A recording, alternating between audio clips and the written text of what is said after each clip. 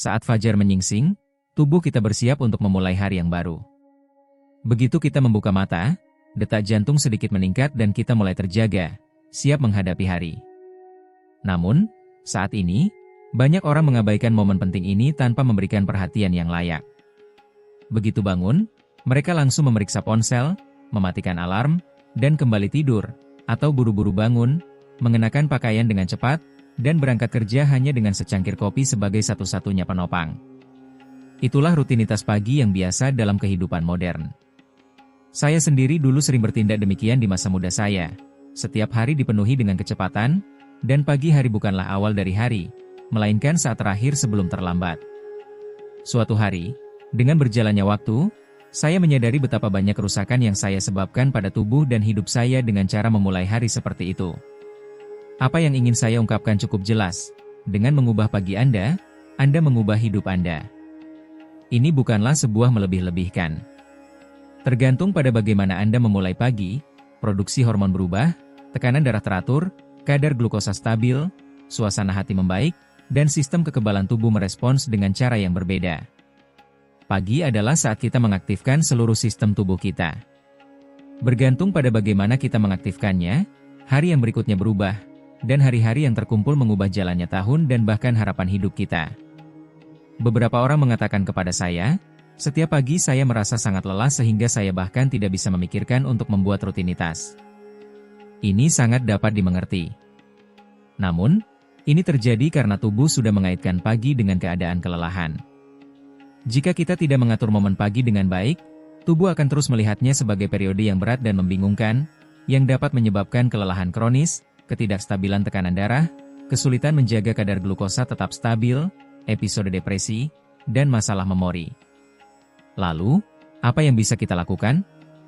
Kuncinya adalah mengatur ulang pagi kita untuk menjadikannya momen yang menyenangkan dan bermanfaat bagi tubuh kita. Tidak perlu melakukan perubahan besar. Cukup 5 tindakan sederhana yang, menurut banyak penelitian ilmiah, telah terbukti efektif.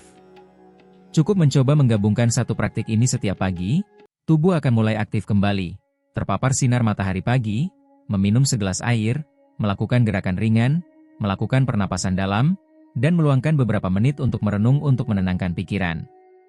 Meskipun kelima tindakan ini terlihat kecil, sebenarnya mereka adalah titik awal yang kuat yang mengaktifkan, menyeimbangkan, dan menyegarkan seluruh sistem tubuh kita. Salah satu kalimat yang paling sering saya dengar di konsultasi saya adalah, "Akhir-akhir ini saya merasa sangat lelah. Bahkan setelah bangun tidur, saya masih merasa lelah. Saya menghabiskan hari dengan bingung dan kesulitan berkonsentrasi." Untuk ini, saya tidak pernah membicarakan vitamin, olahraga, atau diet. Jawaban saya adalah, bagaimana Anda memulai hari Anda? Pertanyaan ini memulai refleksi tentang gaya hidup mereka. Tubuh kita merespons sinyal yang dikenal sebagai pagi. Tergantung pada rangsangan pertama yang kita terima saat bangun, tekanan darah kita bisa naik, kadar glukosa bisa terganggu, dan pikiran kita bisa menjadi gelisah atau, sebaliknya, rileks. Ini menjadi lebih relevan ketika kita mencapai usia parubaya, ketika tubuh menjadi lebih rentan dan sensitif terhadap pengaruh eksternal. Oleh karena itu, rutinitas pagi tidak hanya dianggap sebagai kebiasaan, tetapi sebagai mekanisme perlindungan bagi kesehatan kita. Mulai hari ini, cobalah untuk melihat pagi bukan hanya sebagai langkah menuju hari, tetapi sebagai tempat perlindungan kecil untuk merawat tubuh Anda. Tidak perlu membuat perubahan besar. Sejak bangun tidur, mulailah dengan penyesuaian kecil yang sederhana. Dan saat Anda bangun besok pagi, perhatikan bagaimana tubuh Anda merespons. Pagi adalah saat tubuh kita diperbaharui. Siapa yang merawat momen ini adalah mereka yang menikmati hidup panjang, sehat, dan penuh kebahagiaan. Tahukah Anda bahwa dorongan terbesar di hari ini tidak berasal dari kopi atau olahraga? Itu adalah cahaya, terutama cahaya matahari di pagi hari. Tubuh manusia, meskipun jauh lebih kompleks dari yang kita kira, beroperasi mengikuti ritme tertentu. Dan kunci untuk menyinkronkan ritme ini ada pada cahaya yang kita terima saat bangun. Saat kita membuka mata, sensor kecil di dalam tubuh kita merasakan cahaya dari luar. Pada saat itu, tubuh mengenali bahwa sudah waktunya untuk memulai hari dan mulai mengurangi produksi melatonin, hormon yang memicu tidur. Ketika melatonin mulai berkurang, tubuh mulai memproduksi kortisol, hormon yang bertanggung jawab untuk energi. Tubuh perlahan bangun, meningkatkan tekanan darah dan memperbaiki konsentrasi. Agar proses ini terjadi secara alami, ada satu syarat penting, cahaya harus langsung mengenai mata. Tidak cukup hanya menyalakan lampu di dalam ruangan. Cahaya dari ponsel atau lampu fluorescen tidak akan mengubah ritme alami tubuh Anda. Penyesuaian yang sebenarnya dimulai dengan cahaya matahari, cahaya alami. Itulah sebabnya, saya selalu menyarankan, buka tirai segera setelah Anda bangun. Jika cahaya tidak cukup masuk, pergilah ke teras sebentar atau dekati jendela. Hanya dengan 30 detik, Anda bisa mengubah hari Anda. Momen singkat ketika cahaya matahari langsung mengenai mata kita membantu mengatur suhu tubuh, menjaga kadar glukosa tetap stabil, dan menyeimbangkan hormon kita, yang pada gilirannya menenangkan suasana hati kita.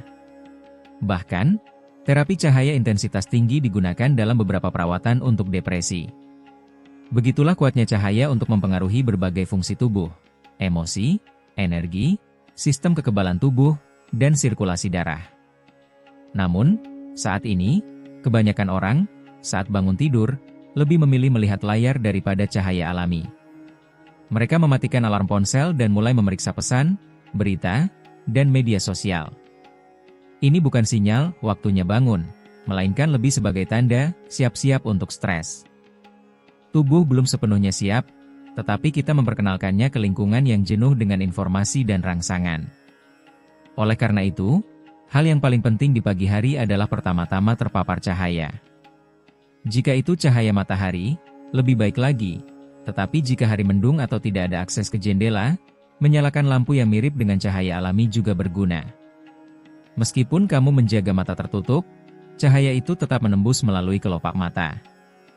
Hanya dengan menghabiskan sekitar 15 menit di lingkungan yang terang, ritme tubuh akan menyesuaikan diri secara alami.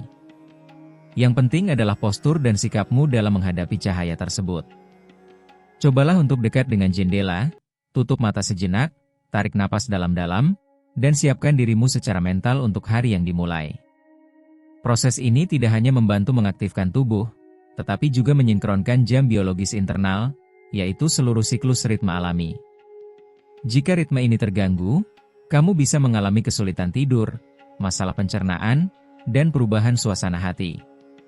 Di sisi lain, orang yang terpapar cahaya pagi cenderung tidur lebih mudah di malam hari, merasa kurang lelah sepanjang hari, dan memiliki nafsu makan yang lebih seimbang. Ini adalah metode yang sepenuhnya alami dan gratis untuk merawat kesehatan, tanpa memerlukan obat-obatan atau suplemen. Namun, ada peringatan, meskipun bermanfaat menikmati sinar matahari pagi, kamu tidak boleh melihat langsung ke matahari karena bisa merusak mata. Yang terbaik adalah menghadap cahaya secara tidak langsung, baik dengan mata tertutup atau melihat ke bawah saat merasakannya. Singkatnya, saat bangun, buka tirai, dekati jendela, tutup mata atau turunkan pandangan, dan biarkan cahaya perlahan menyelimuti tubuhmu, sambil mengambil napas dalam untuk memulai hari. Praktik ini membantu menyinkronkan ritme internalmu dan bisa menjadi keajaiban kecil pertama di hari itu, dengan potensi untuk meningkatkan kesejahteraan jangka panjang. Besok, alih-alih memeriksa ponsel segera setelah alarm berbunyi, buka jendela dan biarkan cahaya menjadi yang pertama menyapamu. Saya jamin kamu akan merasakan bagaimana tubuhmu merespon perubahan sederhana ini. Saat membuka mata di pagi hari, bagaimana menurutmu keadaan tubuhmu? Setelah sekitar 10 jam tanpa minum cairan, tubuh kita sebenarnya terdehidrasi. Darah menjadi lebih kental, mulut terasa kering, dan sistem pencernaan hampir tidak aktif. Hal pertama yang harus dilakukan adalah mengaktifkan tubuh dengan segelas air. Tapi bukan sembarang air, segelas air hangat atau suhu ruangan sudah cukup. Air yang tidak dingin mencegah gangguan pada perut dan turun dengan lembut melalui kerongkongan, membantu mengaktifkan perut, usus halus, dan usus besar. Sebelum lanjut, ingat untuk memberi like jika kamu menikmati video ini, dan berlangganan saluran untuk mendapatkan tips terbaik tentang cara menarik kelimpahan dan kemakmuran ke dalam hidupmu. Mari lanjutkan.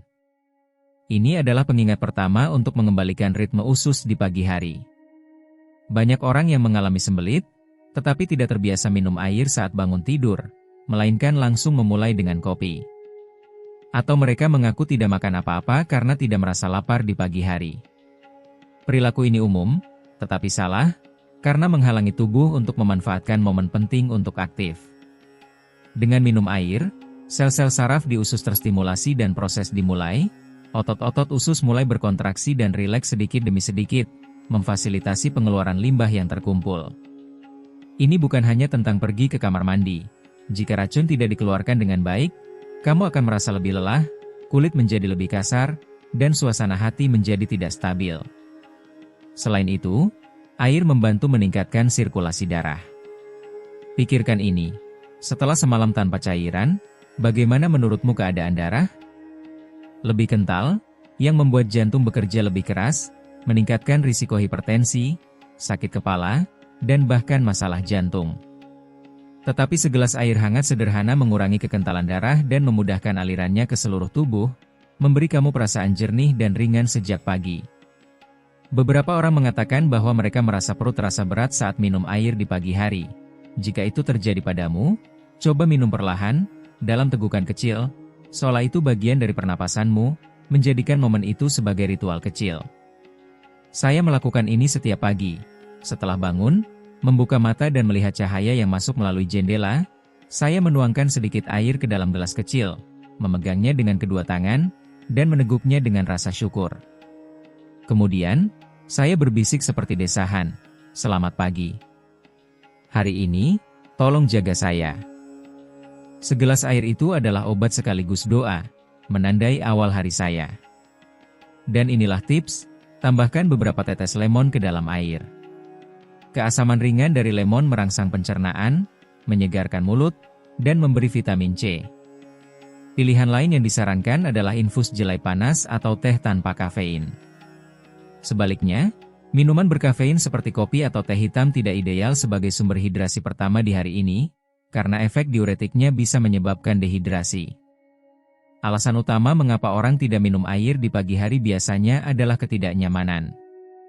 Namun, jika kamu menjadikannya kebiasaan, tubuhmu akan beradaptasi dan mulai mempersiapkan diri untuk momen tersebut. Ini adalah langkah pertama untuk memulihkan ritme alami tubuhmu.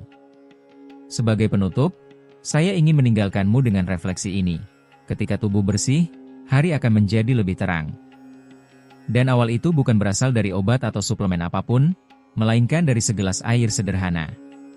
Setiap pagi, buka tirai, biarkan cahaya menyinari dirimu, dan bangunkan usus, pembuluh darah, dan pikiranmu dengan segelas air hangat. Kamu akan merasakan bagaimana tubuhmu mengucapkan terima kasih. Terkadang, meskipun tubuh sudah terjaga, kamu masih merasa berat. Kamu membuka mata, tapi bahu terasa berat, punggung kaku, dan kaki seperti terikat dengan tanah. Dalam kasus seperti itu, saya selalu menyarankan untuk meluangkan hanya 3 menit. Tanpa peralatan apapun, gerakan tubuhmu dengan lembut selama 3 menit. Itulah peregangan pagi. Banyak orang mengasosiasikan peregangan dengan gerakan yang rumit atau sangat lebar, tetapi ini tidak perlu. Tujuan peregangan pagi sangat jelas, mengaktifkan peredaran darah. Selama tidur, saat kita berbaring, aliran darah menurun, getah bening menumpuk, dan otot menjadi tegang. Jika dalam keadaan ini kita langsung bangun dan mulai bergerak, tubuh akan bereaksi secara tidak terkoordinasi. Jantung mulai berdetak lebih cepat, tekanan darah meningkat secara tiba-tiba, dan bisa muncul pusing atau palpitasi. Ini sangat berisiko bagi orang yang berusia menengah dan lanjut, karena gerakan tiba-tiba di pagi hari dapat memicu masalah serius, seperti serangan jantung atau stroke. Itulah mengapa, lebih dari sekadar mulai bergerak saat bangun, yang penting adalah mengaktifkan tubuh dengan lembut melalui peregangan yang lembut. Proses ini sangat mudah. Sebelum keluar dari tempat tidur, buka mata dan, sambil tetap berbaring, rentangkan tangan ke atas. Tirukan gerakan menguap, angkat kedua tangan perlahan di atas kepala, satukan ujung jari-jari, dan regangkan tubuh seperti ingin mencapai langit. Dalam posisi ini, tarik napas dalam-dalam dan, saat menghembuskan napas, biarkan bahu dan lengan rileks. Gerakan sederhana ini sudah mulai mengaktifkan peredaran darah di bagian atas tubuh. Kemudian, angkat satu kaki dengan lembut dan lakukan hal yang sama dengan kaki lainnya. Bawa kedua lutut ke arah dada, regangkan, rilekskan kembali, dan lakukan putaran kecil dengan pergelangan kaki. Hanya dengan itu, darah yang sebelumnya terhenti mulai mengalir lagi. Kemudian, saat bangun dari tempat tidur, letakkan tangan di dinding atau kusen pintu dan lengkungkan punggung dengan lembut ke belakang untuk meregangkan tulang belakang. Tempatkan kaki selebar bahu dan condongkan tubuh ke depan perlahan untuk melonggarkan punggung dan bagian belakang kaki. Gerakan lembut ini mengaktifkan peredaran darah, otot, dan sistem limfatik, memberitahu tubuh bahwa ini saatnya untuk memulai hari. Tidak perlu memaksakan diri. Hindari meregangkan tubuh sampai terasa sakit atau melakukannya secara tiba-tiba. Yang penting adalah bergerak dengan tenang dan konsisten setiap hari. Saya juga menyarankan untuk melengkapi peregangan pagi ini dengan meditasi singkat. Sambil bergerak, ulangi dalam hati, tubuh saya sedang bangun. Ini akan memungkinkan saya menghadapi hari dengan kesejahteraan. Hanya dengan mengadopsi sikap ini terhadap tubuh Anda, efek positif dari peregangan akan sangat diperkuat. Secara tak terduga, banyak orang menyebutkan bahwa mereka mengalami ketegangan di punggung atau merasa kaku sepanjang hari hanya karena mereka bangun dengan terburu-buru. Ini tidak ada hubungannya dengan usia. Sebenarnya, hal ini terjadi karena tubuh yang masih dalam keadaan kaku dipaksa untuk bergerak sebelum siap, yang menyebabkan semacam kejutan pada otot dan ligamen. Ini bisa dibandingkan dengan mencoba menyalakan mobil dan menghidupkannya tanpa terlebih dahulu memanaskan mesin. Sebaliknya, peregangan di pagi hari seperti menyalakan mobil dengan hati-hati, menyalakan mesin, dan memastikan ban terisi dengan baik. Hanya membutuhkan waktu 3 menit. Gerakan kecil ini dapat mempengaruhi kesejahteraan Anda sepanjang hari. Yang menarik adalah mereka yang mengadopsi kebiasaan sederhana ini merasakan perubahan positif. Tekanan darah mereka teratur, migrain menjadi lebih jarang, dan suasana hati mereka membaik. Ada pepatah lama yang mengatakan, tubuh tetap hidup berkat gerakan. Meskipun saya akan menambahkan bahwa, sebenarnya, tubuh tetap hidup ketika bergerak dengan lembut. Hanya 3 menit, hadiah untuk tubuh Anda. Seiring berjalannya waktu, kebiasaan sederhana ini dapat membuat perbedaan dalam bagaimana perasaan Anda setiap hari, tingkat kelelahan Anda bulan demi bulan, bahkan kesejahteraan Anda sepanjang tahun. Oleh karena itu, besok saat bangun, jangan langsung terbawa oleh rutinitas sehari-hari, mulailah dengan ritme Anda sendiri. Tubuh Anda, tanpa ragu, akan mengingatnya sebagai bentuk perhatian. Saat bangun dan sedikit menggerakkan tubuh, ada satu aspek krusial yang tidak boleh Anda lewatkan, pernapasan. Meskipun kita bernapas saat tidur, pernapasan tersebut dangkal dan lambat, hanya cukup untuk menjaga kita tetap hidup. Oleh karena itu, saat bangun, tidak cukup hanya dengan menghirup udara, perlu untuk bernapas secara sadar yang akan mengaktifkan tubuh dan pikiran. Setiap pagi saya berlatih pernapasan sadar sebagai cara untuk mempersiapkan diri menghadapi hari.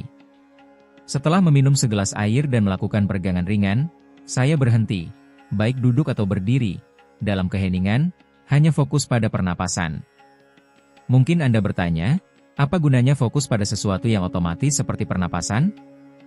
Namun, tindakan yang sering kita abaikan ini sebenarnya adalah salah satu kebiasaan paling kuat untuk mengubah hidup kita. Dengan mengubah cara kita bernapas, tubuh menjadi lebih rileks, detak jantung seimbang, dan pikiran menjadi lebih jernih. Terutama saat memulai hari, bernapas dengan sadar sangat penting untuk menyeimbangkan sistem saraf otonom. Pada malam hari, sistem saraf parasimpatis lebih dominan, mempromosikan istirahat dan pemulihan. Sebaliknya, pada pagi hari, sistem saraf simpatik perlu diaktifkan secara perlahan untuk memulai tubuh. Transisi ini difasilitasi dengan pernapasan yang dalam dan konstan. Tekniknya sederhana, duduk atau berdiri dengan punggung tegak. Longgarkan bahu dan jaga dagu dalam posisi alami. Bernapaslah perlahan melalui hidung, mengisi perut dengan udara. Berhenti sejenak setelah menarik napas dalam, kemudian hembuskan perlahan melalui mulut, biarkan udara keluar sedikit demi sedikit, mengosongkan sepenuhnya sisa udara di paru-paru Anda. Lakukan latihan ini antara 3 hingga 5 kali, dan Anda akan merasakan bagaimana detak jantung menjadi tenang, pikiran menjadi jernih, dan ketegangan dari hari sebelumnya mulai hilang. Pernapasan ini bukan sekadar proses mengambil udara, melainkan hubungan langsung antara pikiran dan tubuh. Ketika pernapasan dangkal, kecemasan meningkat, pikiran menjadi gelisah, ekspresi wajah menjadi kaku, dan tubuh menjadi tegang. Sebaliknya, ketika pernapasan menjadi lebih panjang dan tenang, nada suara menyesuaikan, pandangan menjadi lebih stabil, dan gerakan menjadi lebih lembut. Karena alasan ini, Teks-teks medis kuno mengatakan bahwa pernapasan adalah sinonim dengan kehidupan, karena sangat terkait dengan keberadaan itu sendiri. Secara khusus, setelah usia tertentu, pernapasan cenderung menjadi lebih dangkal dan tubuh tidak lagi menyerap cukup oksigen, yang perlahan mulai tercermin dalam gejala seperti kehilangan ingatan, kesedihan, dan kelelahan yang terus-menerus. Jadi, bagaimana kita bisa mengubah pernapasan ini menjadi kebiasaan yang konsisten? Pendekatan yang saya sarankan adalah sebagai berikut. Setiap hari, hanya selama 3 menit, buka jendela dan berdirilah di tempat yang terkena sinar matahari. Nikmati secangkir teh, dan setelah menyalakan radio atau dalam keheningan total, habiskan waktu tersebut hanya untuk bernapas. Tidak perlu melakukan hal lain. Anda tidak membutuhkan musik atau aplikasi meditasi. Fokuslah hanya pada suara pernapasan saat menghembuskan napas dan sensasi udara yang masuk. Dengan tindakan sederhana ini, pagi Anda bisa berubah sepenuhnya. Saat bernapas, coba ulangi untuk diri sendiri sebuah kalimat sederhana. Sesuatu seperti, hari ini saya bisa hidup dengan sehat. Tubuh dan pikiran saya tenang sekarang. Saat menghirup, energi mengalir masuk, dan saat menghembuskan napas, ketegangan hilang. Kata-kata lembut ini menenangkan hati Anda dan membebaskan pikiran Anda. Banyak orang mengatakan, pagi-pagi saya sangat sibuk sehingga saya bahkan tidak punya waktu untuk bernapas. Justru karena itu, sangat penting untuk meluangkan waktu sejenak untuk bersantai. Kita menghirup udara ribuan kali sepanjang hari, tapi berapa banyak dari pernapasan tersebut yang benar-benar sadar? Saya ingin Anda ingat bahwa sedikit pernapasan yang kita lakukan dengan penuh kesadaran dapat memengaruhi jalannya hari Anda bahkan hidup Anda. Pernapasan adalah bentuk komunikasi tubuh. Memberikan perhatian pada pernapasan adalah cara untuk merawat kesejahteraan Anda. Inilah kebiasaan pagi keempat untuk merawat kesehatan Anda. Setelah tubuhmu terbangun, telah menerima cahaya matahari, minum air, bergerak dengan lembut, dan pernapasanmu menjadi lebih dalam, hanya ada satu tugas terakhir yang harus dilakukan, merawat pikiranmu. Pagi hari bukan hanya untuk mengaktifkan tubuh, tetapi juga untuk merapikan jiwa.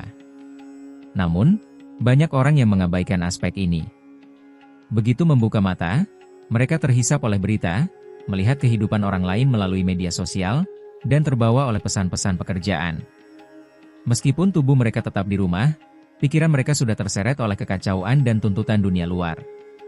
Hari yang dimulai seperti ini, meskipun kamu berusaha untuk bergerak cepat, menjadi tidak nyaman, penuh kecemasan, dan lelah. Ini tidak hanya berkaitan dengan suasana hati, ini tentang cara otak bekerja. Itulah sebabnya saya menekankan pentingnya membangun kebiasaan mental kecil di awal hari. Tidak perlu meditasi besar, dengan beberapa kalimat atau pikiran sederhana sudah cukup. Misalnya, berhenti sejenak untuk mengingat apa yang terjadi malam sebelumnya. Apakah ada sesuatu yang saya katakan yang masih mengganggu saya? Apakah saya tidur sambil menyimpan perasaan saya? Jika perasaan tersebut tidak diselesaikan, mereka akan tetap ada dalam tubuh dan pikiranmu keesokan harinya.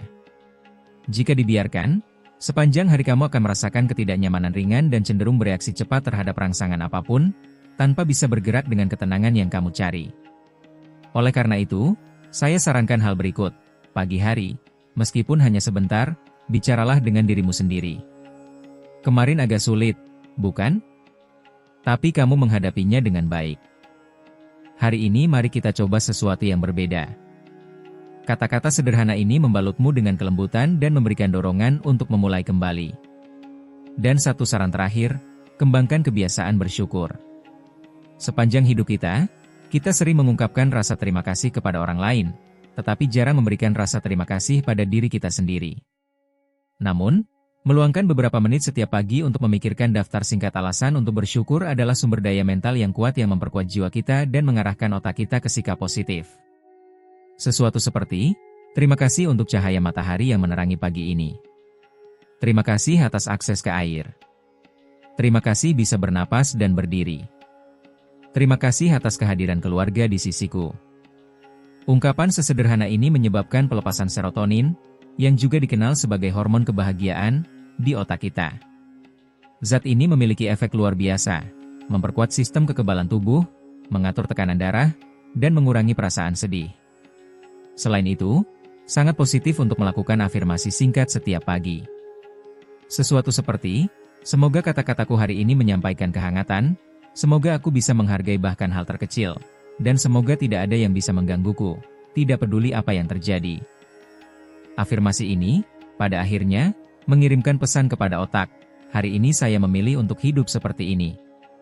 Otak, kemudian, cenderung mengarahkan informasi dan aktivitas hari ini ke arah tersebut. Dalam psikologi, ini dikenal sebagai bias perhatian. Itulah mengapa rutinitas pagi berfungsi sebagai kemudi yang menentukan arah hari.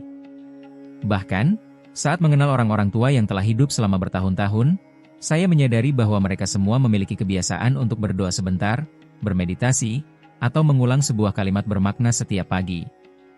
Ini tidak hanya mendukung kesejahteraan fisik mereka, tetapi juga mempromosikan ketenangan mental yang lebih besar dan pandangan positif tentang hidup. Sebagai kesimpulan, saya ingin memberikan nasihat ini.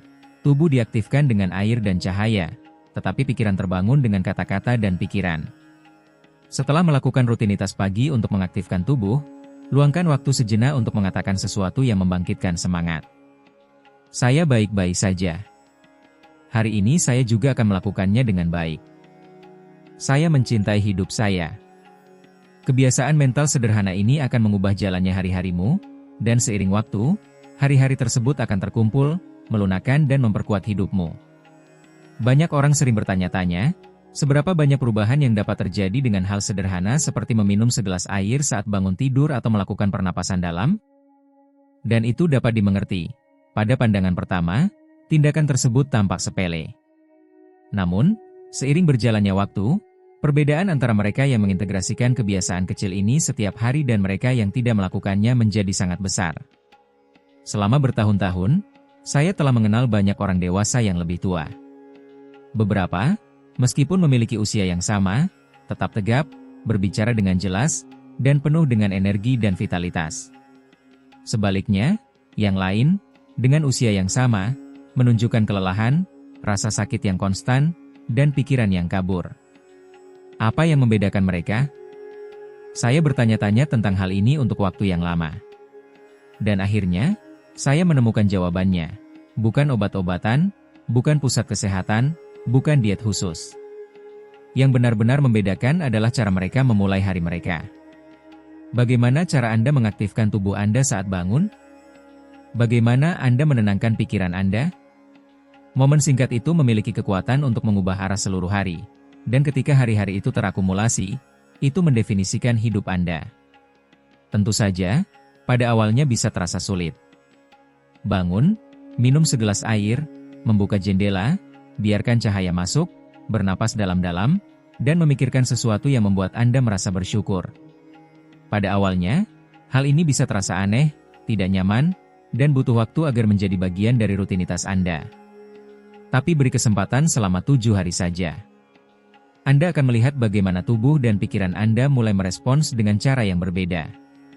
Yang menarik adalah bahwa momen pagi itu akan mulai lebih Anda nikmati seiring berjalannya waktu.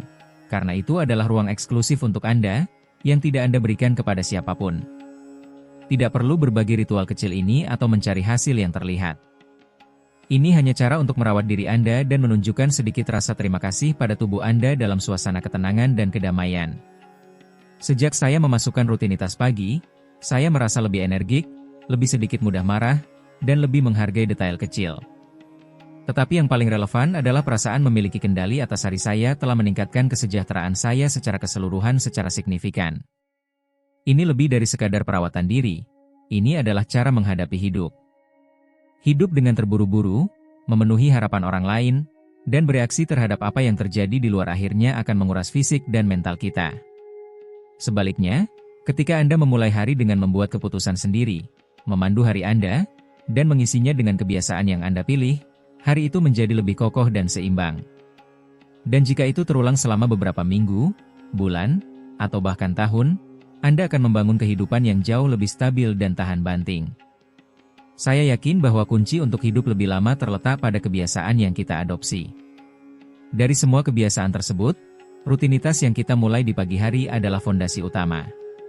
Cara Anda mengaktifkan tubuh Anda saat bangun, bagaimana Anda menenangkan pikiran Anda, dan disposisi Anda saat bernapas menyambut hari baru, semua ini, meskipun tanpa halus, memiliki dampak nyata pada kesehatan Anda, jalannya hari Anda, dan perjalanan hidup Anda. Jika saat ini Anda merasa setiap hari adalah beban berat dan ketenangan telah menghilang dari hidup Anda, hal pertama yang harus Anda tinjau adalah ini, cara Anda memulai setiap pagi yang baru. Besok pagi, saat bangun, alih-alih menekan tombol alarm dan segera memeriksa ponsel, arahkan pandangan Anda ke cahaya hari. Pada saat itu, baik tubuh maupun pikiran Anda akan merasakan, terima kasih. Hari ini saya juga memulai dengan baik. Pengakuan sederhana namun tegas itu akan berubah menjadi sumber energi yang kuat untuk merawat hidup Anda. Sepanjang hidup kita menerima banyak rekomendasi. Makanan apa yang harus dikonsumsi untuk hidup panjang, jenis olahraga apa yang harus dilakukan, atau penyakit apa yang harus kita cegah. Namun, di antara semua informasi itu, ada aspek fundamental yang, anehnya, sangat sederhana, cara Anda memulai setiap pagi. Selama ini, saya telah memperhatikan orang-orang yang telah mencapai usia lanjut dengan kesehatan yang patut dicontohkan. Individu-individu yang, meskipun sudah berusia lebih dari 80 tahun dan hampir 90, tetap memiliki pikiran yang jernih, berjalan dengan gesit, dan menunjukkan kekuatan batin yang luar biasa. Saya selalu ingin tahu apa rahasia mereka dan saya pun bertanya hal yang sama. Apa yang Anda lakukan untuk tetap sehat? Jawaban yang saya terima sangat sederhana. Saya bangun setiap hari pada waktu yang sama, keluar untuk mendapatkan sedikit sinar matahari, minum segelas air, mengamati langit, dan berjalan-jalan santai. Beberapa orang menceritakan bahwa, saat fajar, mereka biasa pergi ke kebun untuk memetik beberapa tanaman sambil menarik napas dalam-dalam. Yang lain menyebutkan bahwa mereka tidak pernah melewatkan kenikmatan merasakan sinar matahari pertama menyentuh wajah mereka di halaman. Ini bukan kebetulan. Yang menghubungkan orang-orang ini adalah bahwa mereka tidak memulai hari mereka dengan tergesa-gesa. Mereka yang menghargai jam-jam pertama hari menunjukkan rasa hormat terhadap tubuh mereka, merawat kesehatan mental mereka, dan menghargai keberadaan mereka. Orang-orang ini tidak mudah tumbang, tidak cepat menyerah, dan tahu bagaimana menemukan rasa syukur bahkan dalam hal-hal yang paling sederhana. Dunia saat ini bergerak terlalu cepat, penuh dengan kebisingan, dan selalu dalam kegelisahan. Karena itu, jika kita tidak ingin kecepatan itu menarik kita perlu memulai hari dengan irama kita sendiri. 8 kebiasaan ini mudah diadopsi: terpapar cahaya alami, menjaga tubuh tetap terhidrasi, menggerakkan tubuh dengan peregangan, bernapas dengan tenang dan dalam, membersihkan pikiran, membangun kekuatan mental, memotivasi diri sendiri, dan memulai hari dengan sikap bersyukur. Jika Anda berhasil mengintegrasikan kebiasaan-kebiasaan ini, hidup Anda akan mendapatkan kedalaman dan kekokohan. Kuncinya ada pada pengulangan yang konsisten. Jangan berharap untuk merasakan perubahan hanya dengan 1 atau 2 kali percobaan. Namun, jika Anda melakukannya selama 3 hari, seminggu, atau bahkan sebulan, tubuh Anda akan menjadi yang pertama merasakannya. Saat ini memiliki nilai. Dan ketika tubuh Anda mulai mendaftarkannya, ritme hidup Anda akan mulai, secara perlahan, berubah. Pagi ini saya juga memulai hari dengan merenung matahari, minum segelas air, dan bernapas dalam-dalam. Pada saat itu, saya teringat sebuah pemikiran, betapa indahnya jika saya bisa berbagi momen ini dengan banyak orang. Akan sangat menyenangkan jika, bagi seseorang, pagi ini menjadi titik balik. Karena itu, saya memutuskan untuk berbagi pengalaman ini dengan Anda. Bagi mereka yang menonton video ini sekarang, saya ingin mengundang Anda. Besok saat bangun tidur, mulailah hari dengan sedikit lebih hangat, dengan sedikit lebih tenang, dengan lebih banyak keberadaan, mendedikasikan saat itu untuk diri Anda sendiri. Janji sederhana seperti ini dapat mengubah tubuh Anda, hari Anda, dan seiring berjalannya waktu, seluruh hidup Anda. Jika pesan ini bermanfaat bagi Anda, saya akan terus mendukung Anda agar setiap pagi setiap orang lebih hangat dan sehat. Saya mendoakan Anda hidup yang penuh kekuatan, kelembutan, dan panjang umur. Mereka yang peduli dengan paginya, peduli dengan hidupnya. Terima kasih. Tahukah Anda bahwa 1 dari setiap 4 orang dewasa berusia 65 tahun ke atas mengalami jatuh setidaknya sekali dalam setahun? Namun, ada sekelompok kecil orang yang tampaknya hampir terlindungi dari bahaya ini. Apa yang menyebabkan perbedaan ini? Jatuh bukanlah kecelakaan sederhana. Sebenarnya, itu adalah penyebab utama kematian akibat cedera di antara mereka yang berusia di atas 60 tahun. Meskipun demikian, ada orang dewasa yang bergerak dengan keyakinan luar biasa, seolah-olah mereka telah menemukan kunci yang belum diketahui orang lain.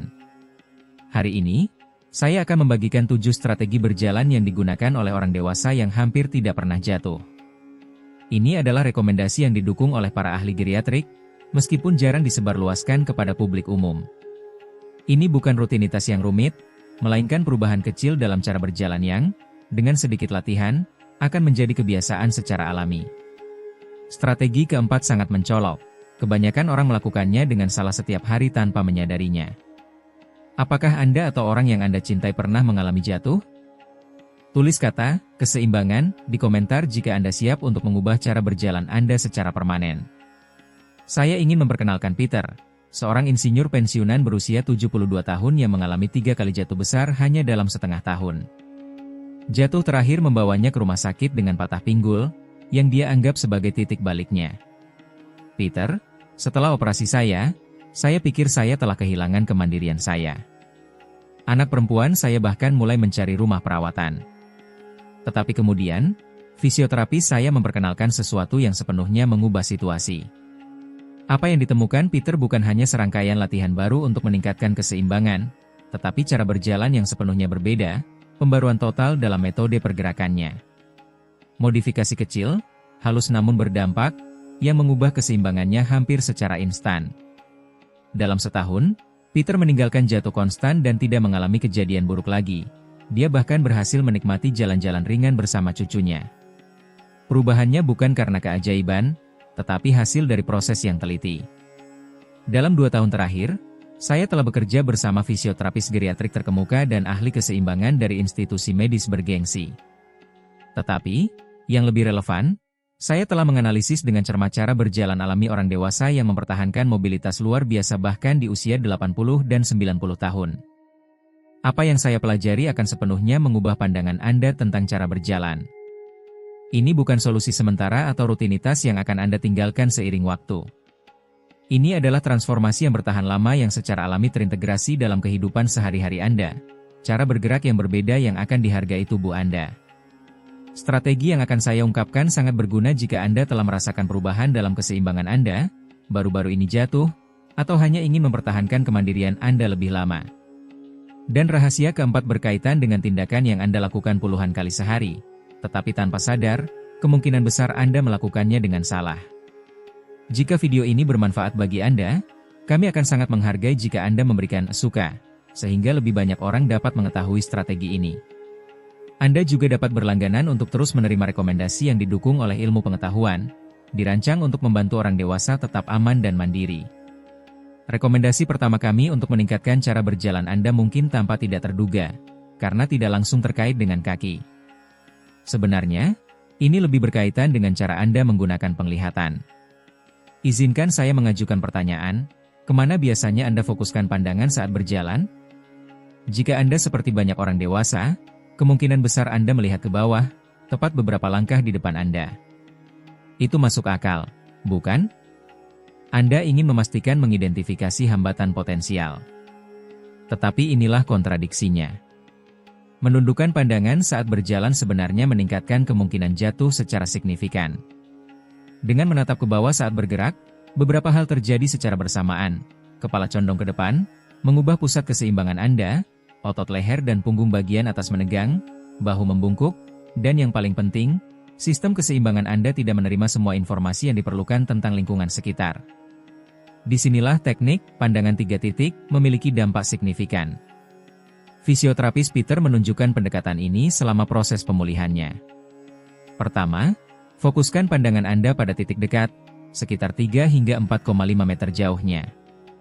Ini memungkinkan Anda mengidentifikasi hambatan potensial tanpa memengaruhi postur Anda.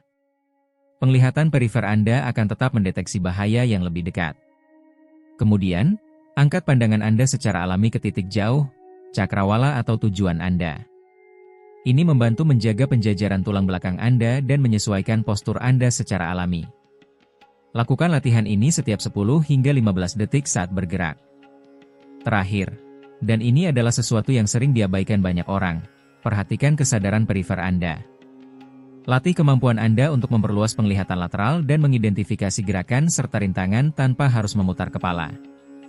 Peter biasanya melatih teknik ini secara ketat selama jalan-jalan harian di lingkungan sekitar. Sebelum melanjutkan, Ingat untuk memberi like jika Anda menikmati video ini, dan berlangganan saluran untuk menerima tips terbaik tentang bagaimana menarik kelimpahan dan kemakmuran dalam hidup Anda. Mari kita lanjutkan. Ia memilih titik tetap di kejauhan, memfokuskan pandangan pada tempat dekat yang sesuai, dan sesekali mengangkat mata ke tujuan akhir. Setelah 2 minggu, saya merasa berjalan dengan punggung lebih tegak, bernapas lebih baik, dan merasa lebih percaya diri. Penjelasan ilmiah di balik ini sangat menarik. Sebuah studi yang dipublikasikan di Journal of Aging and Physical Activity mengungkapkan bahwa arah pandangan mempengaruhi secara signifikan cara kita bergerak. Ketika individu mengarahkan pandangannya ke tanah, para ilmuwan mencatat peningkatan goyangan tubuh dan penurunan rentang langkah mereka, 2 faktor yang terkait dengan peningkatan risiko tersandung atau jatuh. Namun, dengan menerapkan teknik 3 titik, cara mereka berjalan langsung menunjukkan keteguhan dan keamanan yang lebih besar. Yang lebih mencolok adalah bahwa kemampuan mereka untuk merespons rintangan yang tidak terduga meningkat hampir 20%.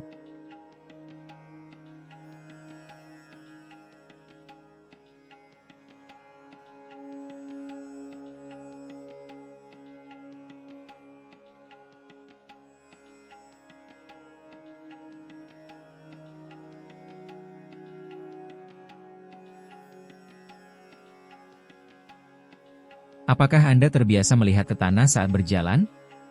Jika Anda menyadari melakukannya, tulis "bersalah" di komentar. Anda tidak sendirian, dan menyadarinya adalah langkah pertama untuk mengubah kebiasaan itu. Namun, ada satu hal penting yang harus Anda ingat. Mengarahkan pandangan dengan benar adalah teknik yang kuat, tetapi manfaat sejatinya hanya tercapai ketika digabungkan dengan saran kedua kami tentang berjalan, yang berfokus pada apa yang terjadi dari kaki ke atas. Saran kedua ini menekankan bagaimana kaki Anda bersentuhan dengan tanah, suatu aspek yang banyak dilakukan dengan salah oleh banyak orang tua tanpa menyadarinya. Pernahkah Anda memperhatikan cara berjalan seorang anak kecil? Langkah mereka alami dan harmonis.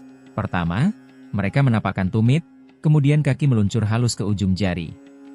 Namun, seiring berjalannya waktu, banyak orang mulai mengadopsi gaya berjalan yang tidak sehat.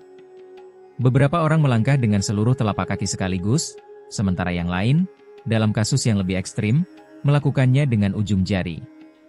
Perubahan ini dalam cara berjalan memengaruhi keseimbangan secara negatif. Saat menginjakan kaki dengan telapak kaki sepenuhnya rata, tubuh kehilangan kemampuan alaminya untuk menyerap dampak dan mentransfer beban dengan lancar, yang meningkatkan risiko tersandung atau jatuh. Dan berjalan di ujung jari seperti berjalan di tali, tidak stabil dan berisiko. Titik tumpu Anda berkurang secara signifikan. Cara berjalan yang tepat dikenal sebagai gerakan dari tumit ke ujung jari, dan ini adalah pola alami pergerakan manusia. Begini prosesnya. Di setiap langkah, tumit harus menjadi bagian pertama yang menyentuh tanah. Kemudian, berat badan dipindahkan dengan lembut sepanjang tepi luar kaki, hingga akhirnya terangkat dengan ujung jari. Ini menciptakan dasar tumpuan berbentuk segitiga yang tetap kokoh sepanjang langkah dan memungkinkan pergelangan kaki menyerap dampak dengan baik. Peter, saya menyadari bahwa selama bertahun-tahun saya telah berjalan dengan menapak seluruh permukaan kaki. Minggu pertama mencoba beralih dari tumit ke ujung jari saat berjalan terasa dipaksakan dan tidak alami.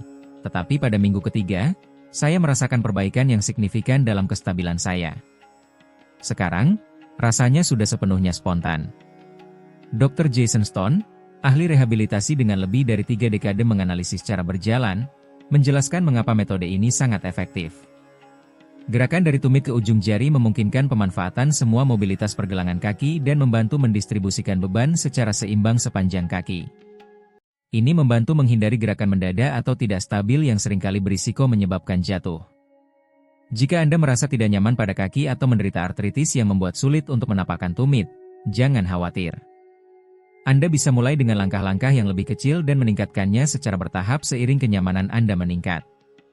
Selain itu, menggunakan sepatu yang memiliki dukungan yang baik dapat membuat perbedaan besar.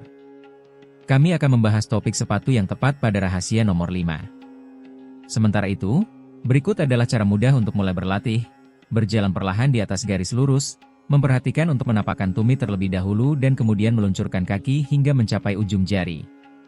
Fokuskan pada perubahan berat badan yang lancar, bukan kecepatan langkah. Melatih gerakan ini secara sadar selama 10 menit sehari membantu mengembangkan memori otot yang diperlukan agar menjadi kebiasaan alami. Cobalah sekarang, Ambil 5 langkah menggunakan teknik dari tumit ke ujung jari. Jika Anda merasakan peningkatan dalam keseimbangan Anda, tulis "halus" di komentar. Sekarang kita sampai pada rahasia ketiga, yang berkaitan dengan apa yang disebut oleh fisioterapi sebagai pen stabil yang terlupakan, kelompok penting yang sering diabaikan oleh banyak orang dewasa saat berjalan. Poin ketiga utama tentang cara berjalan ini fokus pada apa yang disebut oleh ahli terapi fisik sebagai pen stabil yang terlupakan, otot inti. Banyak orang cenderung mengaitkan kekuatan inti hanya dengan otot perut atau dengan penggemar olahraga yang ingin membentuk tubuh pantai. Namun, otot inti memiliki peran yang lebih penting. Mereka bertindak sebagai pusat stabilitas yang mendukung keseimbangan tubuh secara keseluruhan saat bergerak. Masalahnya adalah ini, seiring berjalannya waktu, kita cenderung berhenti mengaktifkan otot-otot ini saat berjalan. Kita merelaksasi perut, yang membuat punggung, pinggul, dan lutut bekerja lebih keras untuk mengimbanginya. Ini memicu rangkaian ketidaksesuaian yang secara signifikan meningkatkan risiko terjatuh. Peter, saya tidak pernah terpikirkan untuk memikirkan otot perut saya saat berjalan. Tampaknya benar-benar tidak ada kaitannya dengan keseimbangan. Namun, begitu saya belajar mengaktifkan bagian tengah tubuh saya merasakan perbedaannya langsung, seperti ada yang mengencangkan semua skrup dari perabotan yang goyah. Teknik ini dikenal sebagai aktivasi inti, dan ternyata sangat mudah. Tidak perlu melakukan sit-up atau plank. Sebaliknya, yang digunakan adalah teknik yang disebut para terapis sebagai menutup dengan resleting saat bergerak. Visualisasikan dengan lembut gerakan pusar Anda menuju tulang belakang Anda, tanpa menegangkan perut, tetapi menghasilkan kontraksi ringan di dalam dan mengencangkan. Gerakannya sangat halus. Tidak ada yang akan menyadari bahwa Anda sedang melakukannya. Aktivasi harus sekitar 20 hingga 30% dari kapasitas maksimal Anda, cukup untuk memberikan stabilitas tanpa menimbulkan kekakuan. Peter kesulitan untuk mengingat teknik ini pada awalnya, jadi dia menciptakan sistem sederhana untuk membantu ingatannya. Dia menempelkan stiker kecil berwarna di titik-titik strategis di rumahnya, di kulkas, dekat pintu utama, dan di cermin kamar mandi. Setiap kali dia menemukan titik, dia memeriksa apakah inti tubuhnya aktif saat berjalan selama 1 menit berikutnya. Penelitian yang dilakukan oleh National Institute on Aging telah mengungkapkan bahwa stabilitas inti sangat terkait dengan pencegahan jatuh.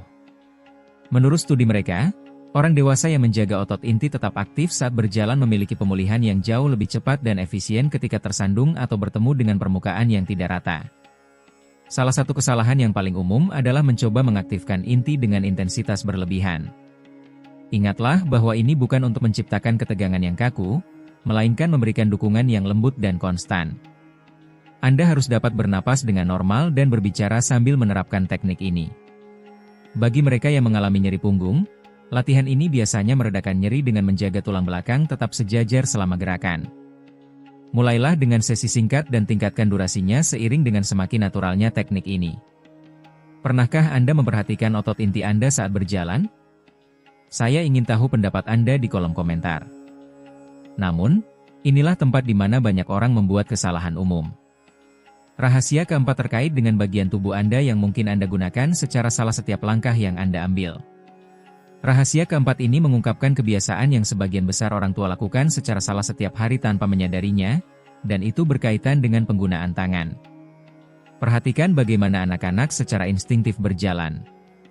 Lengan mereka bergerak dengan bebas dan ritmis, seirama dengan setiap langkah yang mereka ambil. Saat ini, umum melihat banyak orang tua berjalan seperti ini. Lengan mereka hampir tidak bergerak, tetap kaku di sisi atau bahkan ditekuk di depan tubuh mereka. Perilaku ini, meskipun tampak sepele, sangat meningkatkan risiko terjatuh. Lengan bertindak sebagai penyeimbang alami. Saat Anda melangkah dengan kaki kanan, lengan kiri harus bergerak maju untuk membantu menjaga keseimbangan. Gerakan berlawanan ini menstabilkan tubuh dan mencegah rotasi berlebihan pada tubuh bagian atas, yang dapat menyebabkan terjatuh. Tapi itu belum semuanya. Gerakan lengan yang tepat benar-benar menyeimbangkan bagian bawah tubuh Anda segera, yang meningkatkan stabilitas. Ini membantu mempertahankan ritme saat berjalan, mengurangi rasa lelah. Selain itu, ini meningkatkan propriosepsi, yaitu persepsi tubuh Anda dan posisinya di ruang. Teknik yang benar adalah yang dikenal oleh fisioterapis sebagai ayunan 45 derajat. Lengan Anda harus ditekuk di siku sekitar 45 derajat, bergerak secara alami dari depan ke belakang, bukan dari sisi ke sisi. Saat berjalan, pastikan gerakannya lancar dan alami, tanpa memaksakan apapun, dan biarkan tangan Anda meluncur dekat dengan saku pinggul saat bergerak. Saya menyadari bahwa saya telah berjalan dengan lengan hampir kaku. Begitu mulai berlatih ayunan lengan yang benar, saya melihat seluruh gaya berjalan saya berubah. Anak perempuan saya adalah yang pertama memperhatikan perbedaannya sebelum saya menyebutkan teknik-teknik ini. Dia berkata, "Tiba-tiba, kamu terlihat jauh lebih muda dan lebih percaya diri." Berikut adalah latihan sederhana 3 hari yang digunakan Peter. Hari pertama, selama 5 menit, perbesar gerakan lengan Anda saat berjalan. Buat ayunan sedikit lebih lebar dari biasanya untuk mengaktifkan kembali pola gerakan tersebut. Hari kedua, berjalan dengan ayunan lengan biasa, tetapi perhatikan sinkronisasi dengan kaki Anda. Saat melangkah dengan kaki kanan, lengan kiri harus bergerak maju. Hari ketiga, fokuskan untuk merilekskan bahu Anda saat mempertahankan ayunan lengan. Penelitian yang dilakukan di University of Michigan tentang analisis langkah menemukan bahwa gerakan lengan yang tepat dapat mengurangi pengeluaran energi hampir 8% dan meningkatkan kemampuan pemulihan setelah tersandung sebesar 15%. Lebih menakjubkan lagi, studi mereka mengungkapkan bahwa memulihkan gerakan alami lengan dapat mengurangi risiko jatuh hingga 30% pada orang berusia di atas 65 tahun. Kesalahan paling umum adalah menyilangkan lengan di tubuh saat mengayunkannya, alih-alih menggerakkannya dari depan ke belakang. Lengan Anda seharusnya berayun seperti pendulum dalam bidang paralel, tanpa melintasi garis tengah tubuh Anda. Apakah lengan Anda bergerak secara alami saat berjalan, atau Anda membiarkannya diam? Tinggalkan pendapat Anda di komentar. Rahasia kelima mungkin mengejutkan Anda, karena terkait dengan sesuatu yang Anda injak saat ini. Sebuah aspek yang sering diabaikan oleh banyak program pencegahan jatuh. Rahasia kelima kami saat berjalan bisa jadi elemen yang paling diabaikan namun penting yang memengaruhi keseimbangan Anda, kaki Anda dan apa yang Anda kenakan di atasnya. Seiring bertambahnya usia, kaki kita mengalami 2 transformasi penting.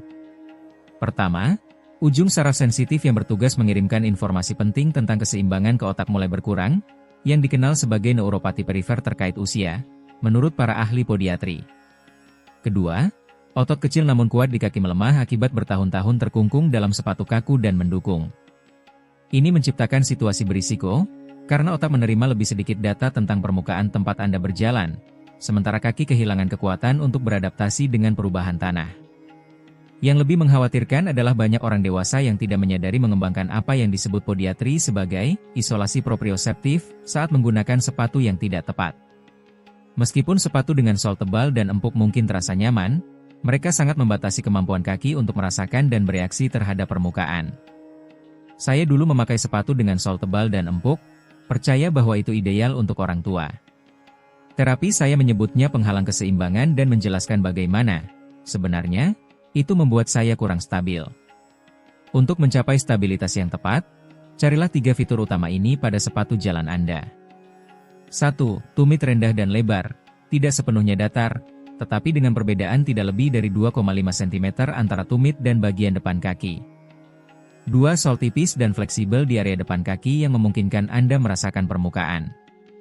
3. Penutupan yang kuat, seperti tali atau velcro yang tahan lama, bukan sepatu tanpa tali. Perkembangan sepatu Peter sangat mencolok. Dia memilih sepatu jalan yang pas dan memiliki 3 kualitas penting, yang memungkinkannya merasakan stabilitas lebih saat bergerak di permukaan tidak rata. Namun, sepatu hanya sebagian dari perubahan. Peter juga memasukkan rutinitas dasar untuk memperkuat kaki. Pemisahan jari, duduk, coba buka jari kaki Anda sejauh mungkin. Tahan posisi selama 5 detik dan kemudian rileks. Ulangi latihan 10 kali. Mengambil dengan handuk. Letakkan handuk kecil di lantai dan gunakan jari kaki untuk mengambilnya dan menyeretnya ke arah Anda membentuk lipatan. Mengambil kelereng. Coba angkat kelereng dengan jari kaki dan letakkan di wadah. Ini cara yang bagus untuk meningkatkan koordinasi. Studi yang dipublikasikan di Journal of Podiatric Medicine mengungkapkan bahwa melakukan latihan sederhana ini hanya selama 6 minggu meningkatkan tingkat keseimbangan sebesar 30% pada orang berusia di atas 65 tahun. Yang lebih menonjol, Peserta melaporkan merasa lebih aman saat berjalan di permukaan tidak rata seperti rumput atau kerikil. Dr. Emily Splal, spesialis podiatri dan ahli biomekanika, mencatat, di kaki terdapat sekitar 200.000 ujung saraf yang fungsinya membantu Anda bergerak dengan aman di lingkungan Anda. Menggunakan sepatu yang tepat memungkinkan ujung saraf ini berfungsi, dan melakukan latihan yang fokus pada memperkuat kaki meningkatkan mekanisme keseimbangan alami tubuh. Perhatikan sepatu Anda saat ini. Apakah mereka memiliki 3 kualitas penting yang saya sebutkan? Saya ingin tahu pendapat Anda di komentar. Sekarang, mari kita bahas rahasia di balik perubahan kepercayaan diri Peter saat berjalan di permukaan tidak rata. Ini adalah teknik yang secara harfiah mengubah dasar cara dia berjalan. Rahasia ke-6 tentang berjalan membahas kesalahan umum yang banyak dilakukan orang tua tanpa menyadarinya. Berjalan dengan kaki terlalu rapat. Jika Anda pernah melihat seseorang yang tampaknya terhuyung-huyung saat berjalan, Anda mungkin telah memperhatikan bahwa kaki mereka melintasi garis imajiner di tengah tubuh. Jenis langkah sempit ini menghasilkan efek serupa dengan berjalan di atas tali, mengganti dasar dukungan yang lebar dan stabil dengan yang jauh lebih tidak stabil. Teknik yang dikenal sebagai basis lebar menawarkan solusi sederhana namun efektif. Ini melibatkan berjalan dengan kaki selebar pinggul. Ini tidak berarti mengadopsi posisi yang terlalu terbuka, yang juga dapat menyebabkan masalah keseimbangan sendiri. Jarak ideal antara kaki adalah tepat sama dengan pinggul Anda, membentuk apa yang digambarkan oleh ahli keseimbangan sebagai persegi panjang stabil di bawah tubuh Anda. Dengan mempertahankan jarak ini saat berjalan, Anda menciptakan dasar yang jauh lebih stabil. Secara pribadi, menemukan ini adalah wahyu total. Selama bertahun-tahun, saya berjalan tanpa sadar dengan kaki hampir bersilangan. Itu seorang fisioterapis yang menjelaskan bahwa langkah sempit itu membuat saya terhuyung ke sisi kiri dan kanan di setiap gerakan. Peter menggunakan teknik pelatihan yang mengejutkan dengan kesederhanaan. Dia menempelkan 2 pita perekat di lantai lorongnya, sejajar satu sama lain dan dipisahkan dengan jarak yang tepat antara pinggulnya. Beberapa kali sehari, dia berjalan menyusuri lorong, memastikan setiap kaki tetap berada di dalam garis yang sesuai. Setelah 2 minggu melakukan latihan ini, jarak yang tepat antara langkah-langkahnya menjadi sesuatu yang alami. Ketika kembali berjalan seperti biasa, saya merasakan keseimbangan yang lebih baik, terutama saat melewati medan yang tidak rata seperti rumput atau jalur kerikil. Teknik ini harus disesuaikan dengan konstitusi fisik dan tingkat fleksibilitas setiap orang. Mereka yang lebih tinggi biasanya memerlukan posisi dengan jarak kaki yang lebih lebar daripada mereka yang lebih pendek. Jika Anda mengalami ketidaknyamanan di pinggul atau menderita artritis, disarankan untuk memulai dengan jarak kaki yang sedikit lebih dekat dan perlahan memperlebar sesuai kenyamanan. Salah satu cara yang berguna untuk membayangkan ini adalah dengan membayangkan Anda berjalan di atas 2 rel kereta yang sejajar. Kaki Anda tidak boleh saling bertumpukan atau menginjak ruang rel lainnya. Visualisasi mental ini membantu mempertahankan jarak yang tepat saat berjalan tanpa harus melihat ke bawah. Sebuah studi yang dilakukan oleh Laboratorium Berjalan dan Keseimbangan Johns Hopkins mengungkapkan bahwa menjaga dasar yang tepat saat berjalan dapat mengurangi ayunan lateral hingga 40% dan meminimalkan gerakan kompensasi dari lengan yang digunakan untuk menjaga keseimbangan. Bagi orang dewasa yang lebih tua, ini berarti pengurangan risiko jatuh secara langsung. Dr. Lisa Constantius, seorang ahli keseimbangan, mengatakan, ketika mengamati kecenderungan jatuh pada orang tua, kami sering melihat bahwa berjalan dengan dasar dukungan yang sempit sering mendahului jatuhnya tubuh secara lateral, yang merupakan salah satu yang paling umum dan berbahaya. Sesuatu yang sederhana seperti memperlebar dasar langkah dapat membuat perbedaan besar dalam stabilitas. Kapanpun Anda berjalan, perhatikan apakah kaki Anda saling bertumpukan atau jika Anda menjaga jarak yang konsisten antara mereka. Apa yang Anda rasakan? Ceritakan di kolom komentar. Rahasia terakhir kami bisa jadi yang paling mengejutkan, karena berfokus pada apa yang terjadi di antara setiap langkah. Momen-momen kunci di mana sebagian besar jatuh sebenarnya dimulai. Nasihat ketujuh dan terakhir tentang cara berjalan mengungkapkan fakta mengejutkan tentang jatuh. Jarang terjadi saat Anda berjalan dalam garis lurus. Sebenarnya, sebagian besar jatuh terjadi selama apa yang disebut para ahli sebagai fase transisi. Saya menyadari bahwa hampir semua jatuh saya terjadi ketika saya berputar terlalu cepat. Sementara itu, Robert, yang berusia 84 tahun, menemukan bahwa teknik basis yang diperluas adalah yang paling bermanfaat. Saya tidak pernah menyadari bahwa saya hampir berjalan di atas tali hingga fisioterapis saya menunjukkannya. Hanya dengan sedikit memperluas postur saya, perbedaannya sangat besar. Dr. Marge Smith, Kepala Rehabilitasi Geriatrik di Midwest Health Systems, menekankan bahwa yang terpenting adalah keteraturan.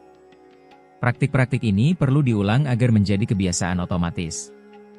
Namun, neuroplastisitas pada otak orang lanjut usia sangat mengejutkan. Dengan latihan yang tepat, pola gerakan baru dapat dibentuk pada usia berapapun.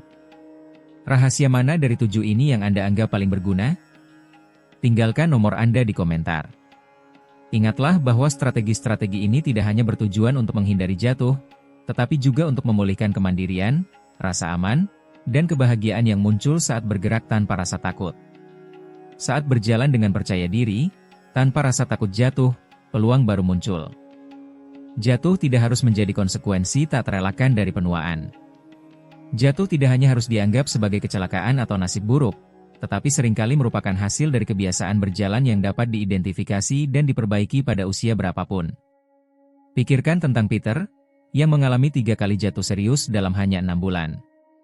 Sekarang dia berjalan dengan percaya diri dan tegap, melakukan aktivitas yang dulu dia kira tidak bisa dilakukan lagi. Perbaikan-perbaikannya tidak memerlukan peralatan mahal atau rutinitas yang melelahkan, hanya latihan terus-menerus dari 7 strategi ini yang didukung oleh ilmu pengetahuan. Hal luar biasa dari kunci-kunci ini untuk berjalan adalah bahwa meskipun pada awalnya membutuhkan perhatian dan latihan yang disengaja, seiring waktu mereka akan terintegrasi secara alami. Pikiran dan tubuh Anda akan mengasimilasikan teknik-teknik ini sebagai bagian dari rutinitas harian Anda, memberikan perlindungan yang konsisten terhadap kemungkinan jatuh. Membagikan informasi ini bisa jadi, pada kenyataannya, mencegah jatuh yang mengubah hidup seseorang. Berlangganan untuk menerima lebih banyak rekomendasi yang didukung oleh ilmu pengetahuan untuk hidup aktif dan aman di usia lanjut. Ingat, Anda selalu memiliki waktu untuk memperbaiki cara bergerak Anda. Halo, saya Dr. Johnson, ahli dalam pengobatan rehabilitasi. Ada ungkapan yang sering saya dengar di klinik saya, "Dokter, saya sudah menjalani injeksi, saya sudah minum obat, tapi mengapa saya tidak merasakan perbaikan? Saya rasa ini karena usia saya." Ketika saya mendengar ini, saya biasanya menjawab, masih ada hal yang belum Anda coba. Entah itu sakit pada lutut atau bahu, seringkali, saat memulai perawatan di telapak kaki, hasil yang luar biasa dapat tercapai. Dalam video ini, saya akan menceritakan pengalaman-pengalaman nyata yang telah saya kumpulkan selama 3 dekade merawat pasien saya, termasuk kisah seorang pria tua yang berhasil melepaskan tongkatnya hanya dalam 2 minggu. Jika Anda menonton sampai akhir, saya jamin perspektif Anda tentang rasa sakit akan berubah total. Apakah Anda merasa sangat kesulitan untuk bangun pagi karena sakit punggung yang membuat Anda hampir tidak bisa tegak? Apakah lutut Anda terasa sangat sakit saat naik tangga sehingga setiap anak tangga menjadi tantangan nyata? Apakah Anda kesulitan beristirahat karena rasa sakit di bahu? Apakah sendi-sendi jari Anda sakit sehingga Anda tidak bisa memegang tangan cucu Anda? Di rumah sakit, mereka hanya mengatakan itu karena faktor usia. Anda minum obat dan tidak merasakan perbaikan. Anda diberi injeksi, dan rasa lega hanya sementara. Anda bertanya-tanya apakah Anda harus hidup dengan rasa sakit ini selamanya. Frustrasi itu, desahan itu, perasaan menyerah, saya sepenuhnya memahaminya. Saya sudah mendengar banyak cerita serupa dari pasien di klinik saya. Namun hari ini, persepsi Anda akan berubah sepenuhnya. Hal yang paling menakjubkan yang saya temukan selama 3 dekade karir medis saya adalah bahwa kadang-kadang, jawaban untuk rasa sakit kronis begitu sederhana sehingga orang-orang tidak menyadarinya dan membiarkannya berlalu begitu saja. Salah satu teknik yang paling efektif adalah yang kita sebut metode plester di telapak kaki. Ya, pada awalnya mungkin terdengar aneh. Mengapa meletakkan plester di telapak kaki jika yang sakit adalah lutut saya? Dan jika saya merasa sakit di punggung saya? Pada awalnya, saya juga ragu. Namun setelah mencobanya sendiri dengan ribuan pasien, ini menjadi pendekatan pertama yang saya sarankan untuk mereka yang menderita rasa sakit kronis. Metode ini bukan sekadar rekomendasi kesehatan lainnya. Ini adalah penemuan luar biasa yang sudah mengubah hidup ribuan orang tua. Dan yang terbaik dari semuanya, mereka bisa mulai segera, dari kenyamanan rumah mereka, dan hanya membutuhkan 5 menit. Seorang pria berusia 83 tahun mengatakan kepada saya, "Dokter, Saya menderita sakit punggung selama 2 dekade, tapi setelah meletakkan plester di telapak kaki saya, hanya dalam 2 minggu saya berhenti menggunakan tongkat. Istri saya tidak berhenti berkata bahwa saya terlihat lebih muda. Bagaimana bisa ada perubahan yang begitu mencolok?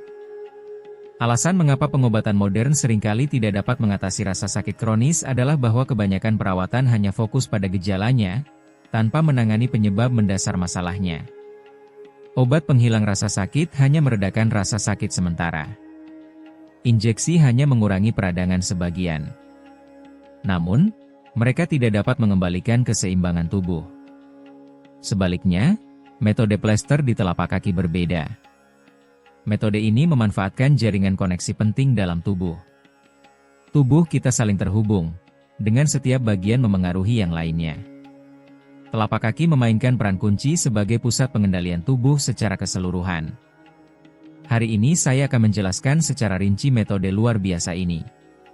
Jika Anda menonton video ini sampai akhir, Anda juga bisa terbebas dari rasa sakit dan memulai tahap baru dalam hidup Anda.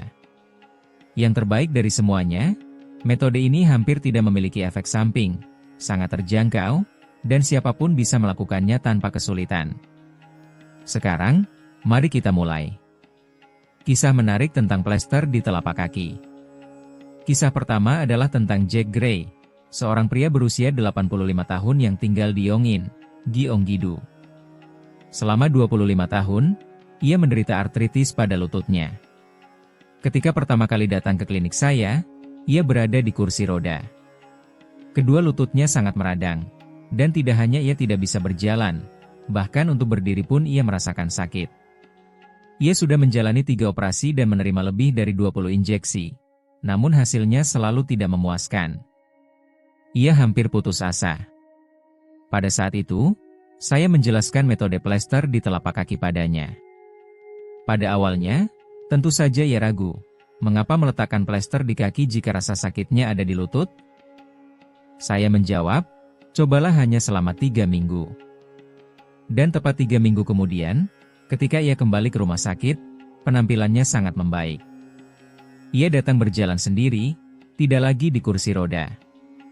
Dokter, ini seperti keajaiban. Meskipun saya tidak merasakan perubahan pada awalnya, pada hari ke-10 rasa sakit di lututnya mulai berkurang secara signifikan, dan setelah 3 minggu, hampir hilang sama sekali. Sekarang saya berjalan 30 menit setiap pagi dan juga memiliki kebun kecil. Cucu-cucu saya tidak bisa mempercayainya. Mereka berkata bahwa kakek mereka terlihat lebih muda. Transformasi kakek ini tidak hanya dalam mengurangi rasa sakit, tetapi juga mengembalikan rutinitas sehari-hari yang sudah ditinggalkan selama 25 tahun. Merawat kebun, bermain dengan cucu-cucu, berjalan dengan istrinya. Semua kegiatan sehari-hari itu seperti keajaiban baginya. Salah satu contoh lainnya adalah Ibu Kate Black, yang berusia 72 tahun, yang tinggal di Seoul. Dia menderita hernia diskus pada punggungnya selama lebih dari 10 tahun. Suatu kali ia berkata, "Saya masuk rumah sakit dengan menggunakan tongkat, tetapi setelah menggunakan plester di telapak kaki hanya selama 3 hari, saya keluar berjalan tanpa tongkat." Bahkan dokter pun terkejut. Pada awalnya, ia ragu apakah plester di telapak kaki bisa mengurangi rasa sakit di punggungnya.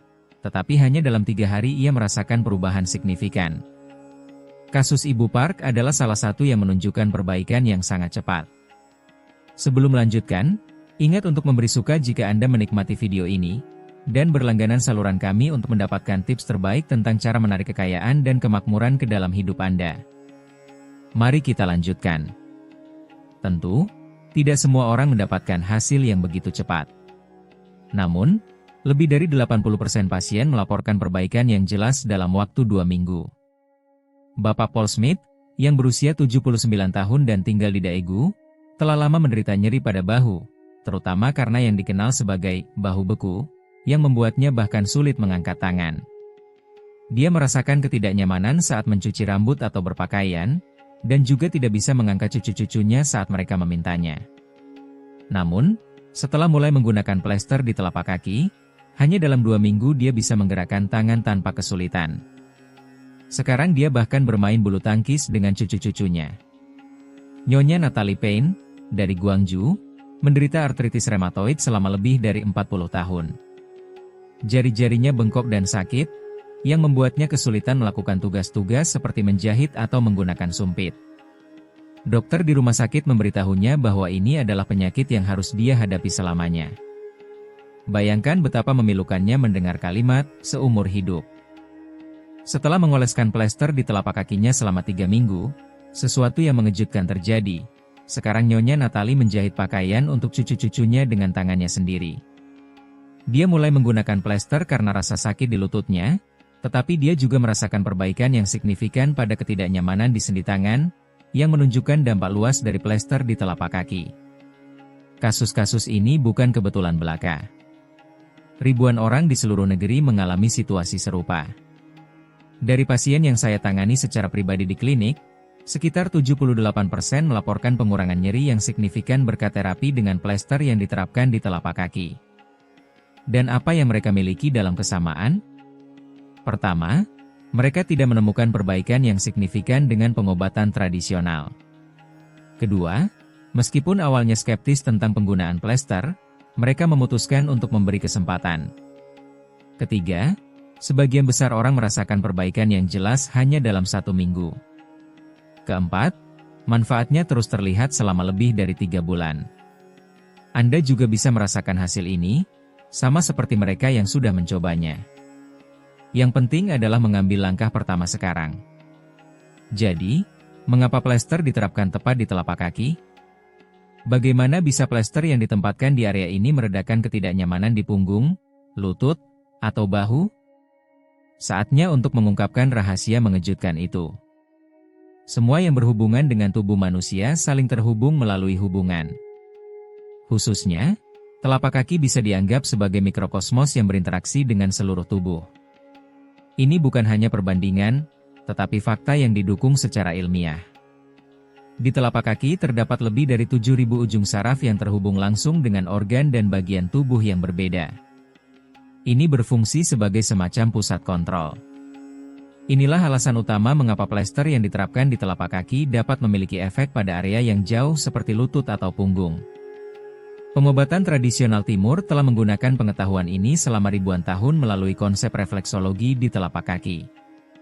Merangsang titik-titik tertentu di area ini membantu fungsi area tubuh yang terkait. Misalnya, pusat telapak kaki terkait dengan tulang belakang, tepi dalam terkait dengan sisi tulang belakang, sisi-sisinya terkait dengan lengan dan kaki, dan daerah bawah jari terkait dengan bahu. Salah satu titik yang sangat penting adalah Yongcheon, yang terletak sedikit di atas pusat telapak kaki.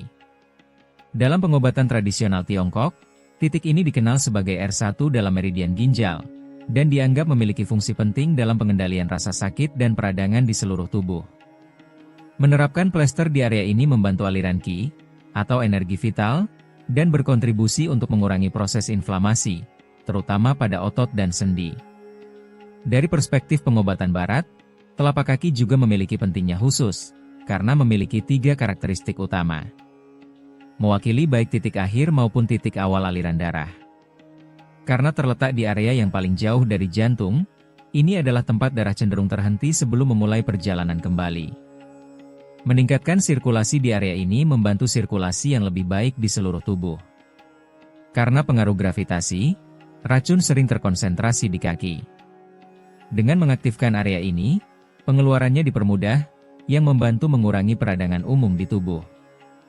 Kulit di telapak kaki tipis, yang mempermudah penyerapan bahan-bahan dari plester. Ini sangat terlihat di area Yongcheon, yang memiliki lapisan lemak subkutan minimal dan konsentrasi pembuluh darah yang tinggi, memungkinkan komponen plester diserap dengan cepat dan menyebar ke seluruh tubuh melalui sistem peredaran darah. Zat aktif seperti kapsaisin, asam salisilat, dan mentol dengan mudah menembus kulit yang tipis, bekerja langsung pada area yang terpengaruh oleh rasa sakit atau peradangan. Sebuah studi yang dilakukan pada tahun 2022 oleh para peneliti dari Universitas Tokyo menunjukkan bahwa dengan merangsang telapak kaki, ketegangan di area tubuh lainnya dapat dikurangi berkat koneksi jaringan fascia. Jaringan ini terdiri dari jaringan yang melapisi seluruh tubuh, yang memungkinkan penerapan tekanan pada satu titik menghasilkan efek di daerah yang berbeda. Selain itu, rangsangan ini meningkatkan produksi endorfin, zat alami yang membantu meredakan rasa sakit. Penelitian tambahan mengungkapkan bahwa konsentrasi endorfin dalam darah meningkat hingga 40% hanya 15 menit setelah merangsang telapak kaki. Inilah sebabnya mengapa banyak orang merasakan perasaan kesejahteraan secara umum setelah menggunakan tambalan ini di kaki mereka. Alasan kuat lainnya untuk menerapkan tambalan di telapak kaki adalah kemampuannya untuk meningkatkan sirkulasi darah. Di antara bahan-bahannya terdapat kapsaisin, zat yang melebarkan pembuluh darah dan merangsang aliran darah. Akibatnya, aliran oksigen dan nutrisi ke jaringan meningkat, yang berkontribusi pada perbaikan dan regenerasi mereka. Proses ini sangat bermanfaat bagi sendi, karena aliran darah di area tersebut biasanya terbatas, dan meningkatkan pasokan ini bisa sangat penting untuk meredakan rasa sakit. Selain itu, asam salisilat yang ada dalam tambalan memiliki sifat antiinflamasi yang kuat, mirip dengan aspirin, yang membantu mengurangi peradangan tubuh. Mentol, di sisi lain, memberikan sensasi menyegarkan instan yang mengurangi persepsi rasa sakit dan memberikan kelegaan cepat. Dari sudut pandang ilmu pengetahuan dan pengobatan tradisional, telah terbukti jelas keefektifan tambalan di telapak kaki. Namun, ada satu hal yang penting.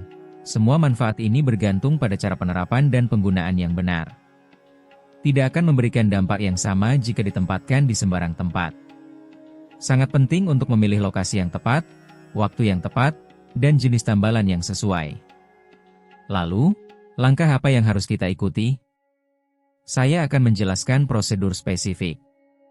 Anda dapat menyiapkan kertas dan pena untuk mencatat atau cukup menyimpan video ini. Hal terpenting adalah Anda mempraktikannya malam ini juga. Pertama, saya akan menunjukkan dengan jelas titik-titik yang tepat di mana Anda harus menempatkan tambalan sesuai dengan area yang terasa sakit. Untuk nyeri pada lutut, tempatkan tambalan di bagian tengah telapak kaki, sedikit ke arah tumit. Titik ini dikenal sebagai goal heel. Perhatikan hal berikut. Jika Anda merasa sakit pada satu lutut, penting untuk menempatkan tambalan di kedua kaki untuk hasil yang lebih baik. Nyonya Natalie Myeongja menyebutkan bahwa pada awalnya dia hanya mengaplikasikan pada kaki yang sakit, tetapi ketika menggunakannya di kedua kaki, hasilnya jauh lebih efektif. Untuk meredakan nyeri punggung bawah, tempatkan tambalan di tengah telapak kaki. Saat membengkokkan jari kaki, Anda akan merasakan cekungan di area tersebut, dan titik ini dikenal sebagai Yongcheon heel. Jika Anda menderita hernia diskus atau nyeri punggung bawah, fokuskan pada titik ini. Anda juga bisa menambahkan tambalan lain di bagian tengah tumit untuk meningkatkan efektivitasnya. Tuan Lee Taijun berbagi bahwa nyeri punggungnya yang telah diderita selama 20 tahun membaik secara signifikan dalam waktu 2 minggu, dan ia bisa berjalan tanpa tongkat. Untuk meredakan nyeri pada bahu, tempatkan tambalan tepat di bawah jari kaki besar dan juga di bawah jari kelingking. Jika Anda menderita frozen shoulder atau kapsulitis adhesif, disarankan untuk menggunakan tambalan yang sedikit lebih besar di kaki yang sesuai dengan sisi bahu yang sakit untuk hasil yang lebih baik. Tuan Chai Byung-ho sangat puas dan mengatakan bahwa setelah 3 minggu, ia sudah bisa bermain bulu tangkis dengan cucunya, sesuatu yang sebelumnya tidak bisa ia lakukan karena ia bahkan tidak bisa mengangkat tangannya untuk menyentuh kepala. Untuk meredakan nyeri pada leher, tempatkan tambalan sekitar 2 cm ke dalam dari ruang antara jari kedua dan ketiga kaki, menuju telapak kaki. Ini sangat bermanfaat bagi mereka yang mengalami kekakuan leher akibat penggunaan ponsel yang berlebihan. Sebelum menerapkan tambalan, penting untuk mengikuti langkah sebelumnya. Bersihkan kaki Anda dengan baik dan pastikan untuk mengeringkannya sepenuhnya. Jika Anda merendamnya dalam air hangat selama sekitar 5 menit, Anda akan merangsang sirkulasi darah dan meningkatkan efek dari tambalan tersebut. Jika masih ada sisa kelembapan, tambalan tidak akan menempel dengan baik atau bekerja secara efektif, jadi sangat penting untuk mengeringkannya dengan handuk. Jenis tambalan apa yang harus Anda gunakan? Hampir semua tambalan yang dijual di apotek efektif. Disarankan untuk memilih produk yang mengandung bahan-bahan berikut.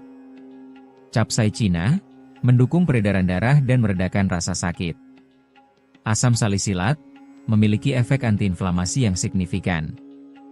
Mentol, memberikan sensasi menyegarkan dan meredakan rasa sakit secara instan. Ekstrak tanaman alami, mengurangi efek samping dan memperpanjang durasi manfaat. Cukup beritahu apoteker bahwa Anda membutuhkan plester untuk meredakan nyeri otot atau sendi, dan mereka akan menyarankan yang paling sesuai. saya akan merekomendasikan produk. Tidak perlu mahal. Yang penting adalah bahan-bahannya dan area aplikasi. Kapan dan berapa lama harus digunakan? Ini penting. Ingatlah bahwa waktu terbaik untuk mengaplikasikannya adalah sebelum tidur. Selama malam hari, tubuh masuk ke dalam proses pemulihan, yang memudahkan penyerapan dan kerja bahan-bahan plester dengan lebih efisien. Disarankan untuk mengaplikasikannya antara pukul 9 dan 10 malam. Dianjurkan untuk membiarkannya antara 8 hingga 12 jam. Gunakan sebelum tidur dan lepas saat bangun. Hindari membiarkannya lebih dari 24 jam karena bisa menyebabkan iritasi pada kulit.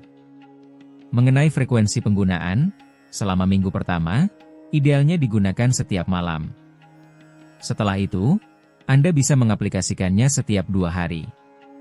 Sebagian besar orang mulai merasakan perubahan antara hari ketiga dan keempat, tetapi untuk nyeri yang menetap, penting untuk menggunakannya secara konsisten selama minimal 3 minggu untuk hasil yang maksimal. Nenek Huang Myong mengatakan, awalnya, saya tidak merasakan banyak perbedaan dalam 3 hari pertama. Saya hampir menyerah, tetapi mulai hari kelima, saya benar-benar melihat perubahan. Sekarang, setelah 3 bulan penggunaan, rasa sakit hampir hilang. Penting bagi beberapa orang untuk mengambil tindakan pencegahan tambahan.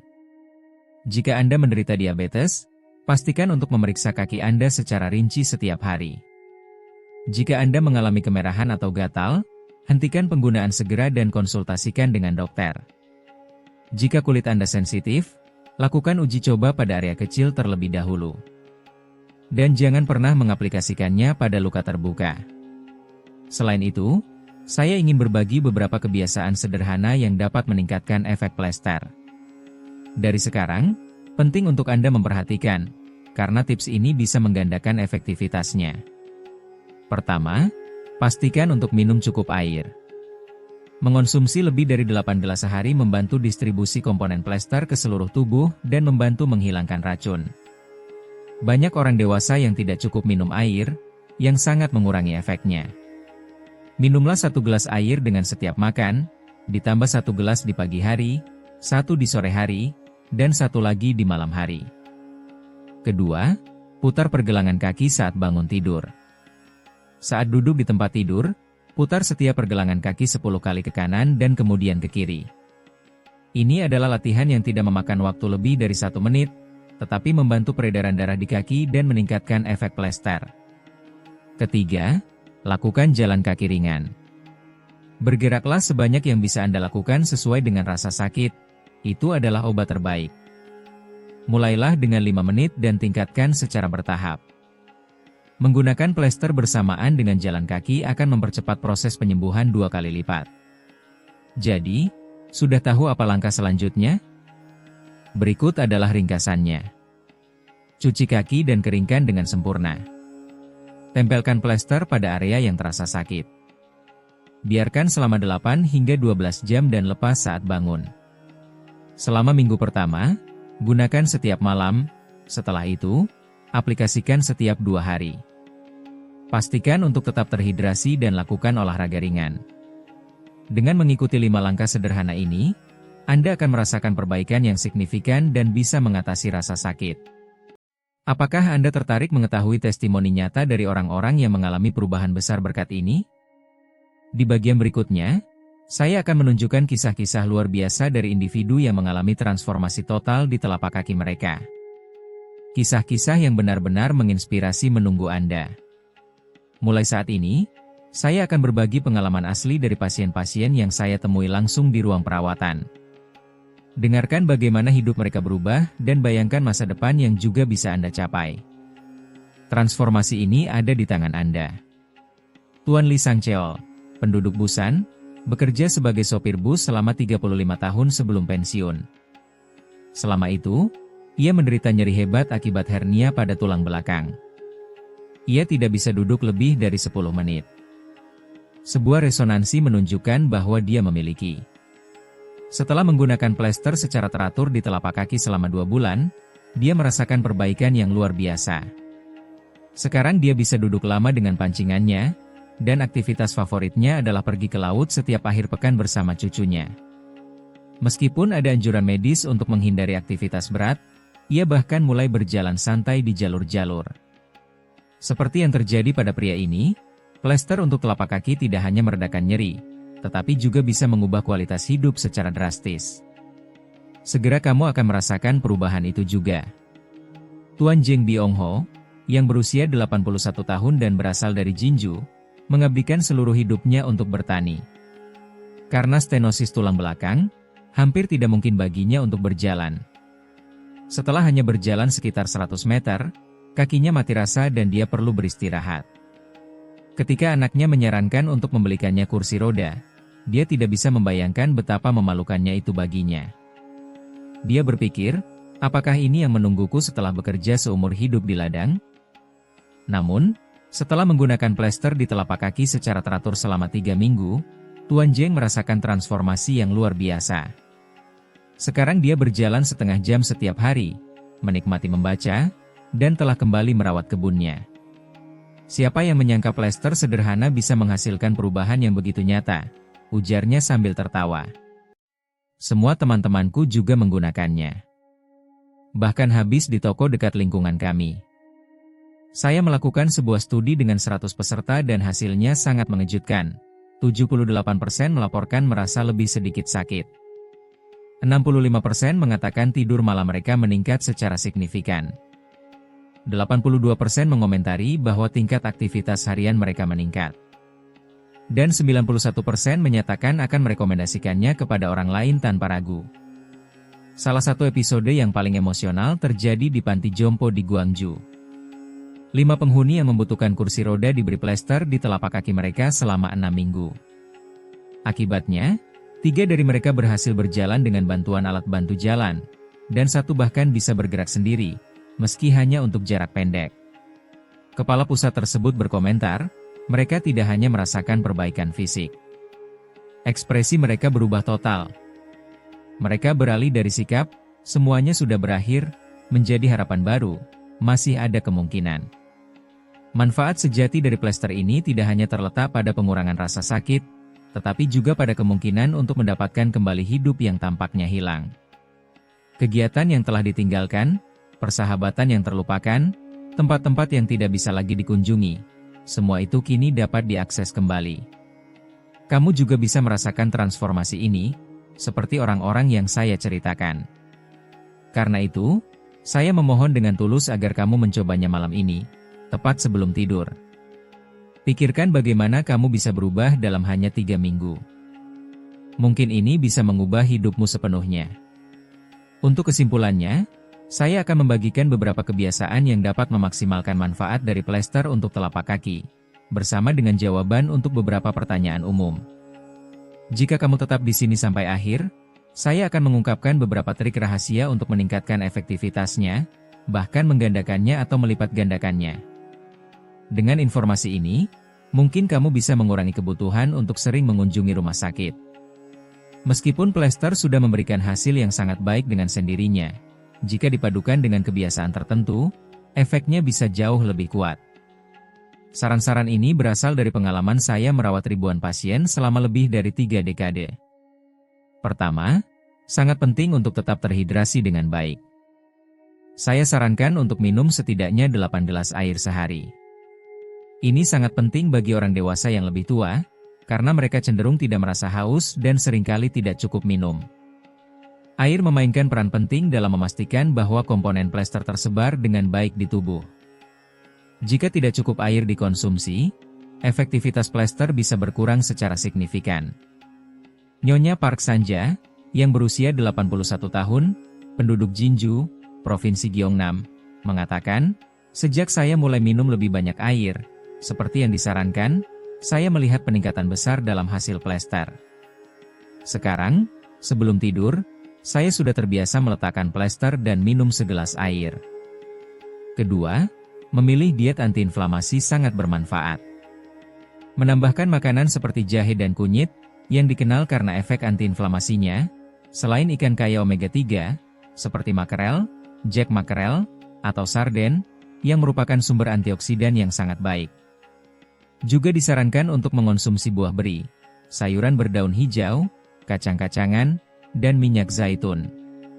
Selain itu, disarankan untuk mengurangi konsumsi makanan tertentu seperti gula rafinasi, tepung, produk olahan, daging olahan, dan makanan yang mengandung lemak trans.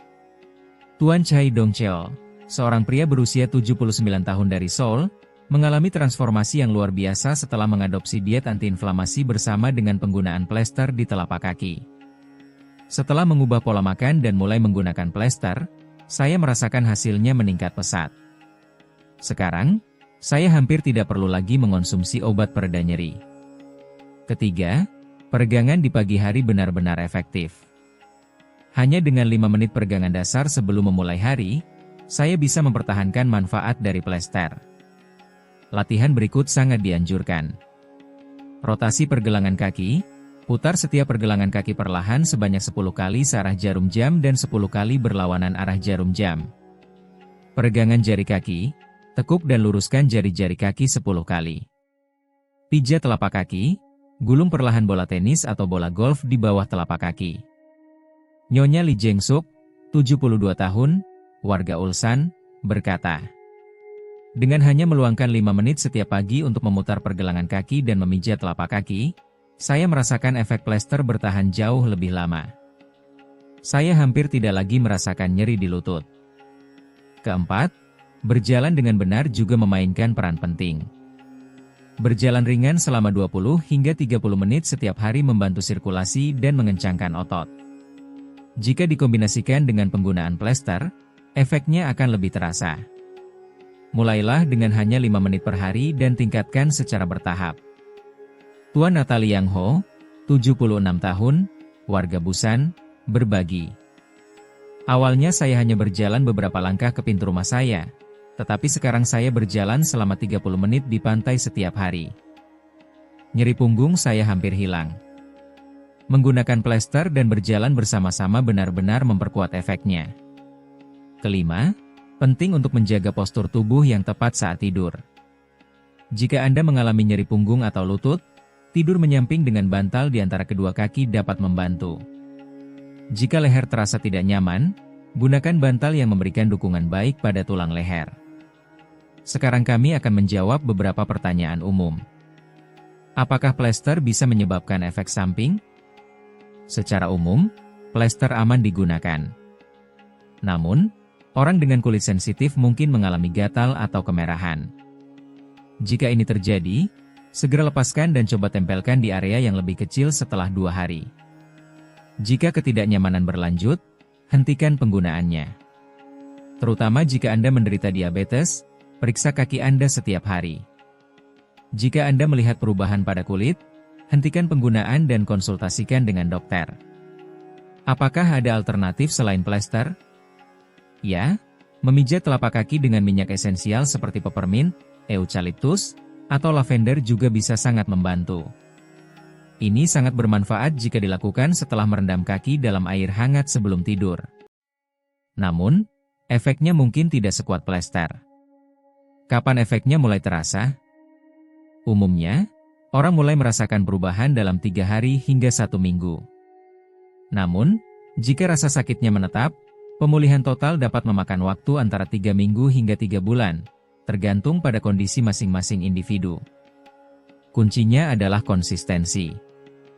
Plester mana yang terbaik? Plester yang mengandung capsaicin, salisilat, atau mentol cukup efektif. Di apotek, Anda dapat meminta plester untuk meredakan nyeri sendi atau otot. Tidak perlu membeli yang mahal. Bisakah saya menggunakan plester bersama obat saya? Ya, Anda dapat menggunakannya bersamaan dengan obat yang sedang Anda konsumsi. Banyak pasien berhasil mengurangi jumlah obat setelah mulai menggunakan plester. Namun jangan hentikan obat Anda tanpa berkonsultasi terlebih dahulu dengan dokter. Terakhir, sepatah kata tulus untuk Anda yang telah membaca sampai sini. Rasa sakit tidak hanya terbatas pada ketidaknyamanan fisik. Itu juga memengaruhi kemampuan kita untuk menikmati hidup, merasakan kebahagiaan, dan menemukan makna dalam hidup. Jangan katakan pada dirimu sendiri, "Aku sudah tua, hanya bisa pasrah." Jika kamu menerapkan apa yang telah kamu pelajari hari ini, kamu tidak hanya bisa meredakan rasa sakit, tetapi juga menemukan kembali semangat hidup yang sejati. Salah satu pasienku berkata, ketika rasa sakit itu hilang, keinginan untuk hidupku kembali. Dengan sepenuh hati, aku berharap kamu juga mengalami hari seperti itu. Mulailah hari ini juga. Sebelum tidur malam ini, tempelkan plester di telapak kakimu. Dan jangan lupa untuk membagikan informasi berharga ini kepada orang-orang tercinta yang menderita nyeri. Kamu bisa saja mengubah hidup seseorang. Aku juga sudah mencobanya dan hasilnya sangat baik. Jika kamu punya pertanyaan seperti, plester mana yang paling direkomendasikan, atau ingin berbagi pengalaman, semuanya akan sangat dihargai. Aku akan dengan senang hati menjawab satu persatu. Terima kasih.